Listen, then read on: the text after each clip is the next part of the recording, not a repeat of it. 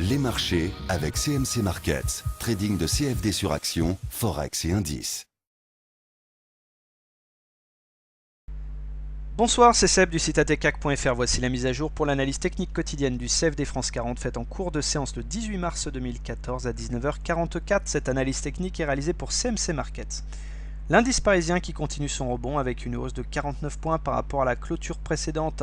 Alors hier soir, je vous disais que lorsque l'on réintégrait les Bollinger, comme ici, eh bien on venait chercher généralement la moyenne mobile à 7 séances. Et c'est ce qui s'est passé aujourd'hui. Cerise sur le gâteau, eh bien, la moyenne mobile à 7 séances qui était décroissante et donc aurait pu être une zone de résistance, eh bien n'en a pas été une. Et vous voyez qu'actuellement on est quand même sensiblement au-dessus de cette moyenne mobile à 7 séances. Qu'au meilleur de la journée, nous sommes venus quasiment chercher la moyenne mobile à 20 séances ici en rouge. Et malheureusement, pour l'instant, nous nous heurtons à une zone de résistance constituée par ce retracement de Fibonacci des 61,80% si on prend en compte l'ensemble de cette jambe de baisse ici. Alors la moyenne mobile à 20 séances est décroissante, hein. Bon, elle s'est quand même bien aplatie hein, suite aux deux belles séances de hausse, donc nous sommes toujours en dessous de celle-ci, donc nous sommes toujours en tendance baissière.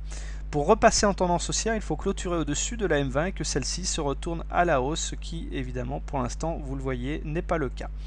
Nous sommes également toujours à l'intérieur d'une fourchette d'Andrews baissière, ici en rose, hein, appelée à faire des rotations entre la médiane, qui a été sollicitée au point près, et la résistance haute de cette fourchette, donc à l'intérieur hein, de ce canal ici. Les indicateurs techniques s'améliorent avec le stochastique. Bon, c'est encore très fragile puisque le MACD reste négatif sous son signal, le momentum est négatif également. Par contre, regardez le stochastique qui sort de sa zone de survente et croise son signal à la hausse. Donc ça, c'est un élément positif. Je vais prendre un exemple ici. Regardez, lorsque le stochastique là était en survente comme on l'était encore hier et ensuite a croisé son signal à la hausse, derrière on a assisté à un beau rallye haussier. Je vais prendre un autre exemple de ce phénomène hein, parce que généralement ça marche quand même très souvent. Voilà, ici nous étions en survente et une fois que nous sommes sortis de la survente, eh bien après avoir croisé le signal, nous avons eu également un beau mouvement haussier. Donc ça c'est plutôt positif hein, comme signal, ce croisement et cette sortie de survente. Maintenant ça reste quand même léger puisque nous sommes toujours en tendance baissière et avec des indicateurs techniques défavorablement orientés. Alors la clôture du jour vient invalider l'objectif baissier du double top hein, qui était ici en bleu. Le double top lui a été validé hein, conformément aux statistiques. Dans 8 cas sur 10 je vous avais indiqué qu'on sortait par le bas de cette figure. Par contre au niveau de l'objectif baissier hein, il n'est atteint que dans 7 cas sur 10. Traduisez que dans 3 cas sur 10 on ne va jamais chercher l'objectif. Donc on pourra enlever ce niveau hein. Ça ne veut pas dire qu'on ne va pas aller le tester, mais en tout cas il faudra trouver d'autres arguments que ce double top. Par contre tant qu'on est dans les figures chartistes, je rappelle qu'on est toujours en présence ici d'un biseau ascendant en mauve et que dans un cas sur deux on fait un pullback hein, sur ce biseau, c'est à dire qu'on vient tester ce qui a été cassé, ce segment mauve ici hein, qui normalement joue un rôle de résistance et je vous rappelle que l'objectif baissier lui est atteint dans 6 cas sur 10 et l'objectif c'est d'aller chercher la base du biseau ici hein, vers les 4100.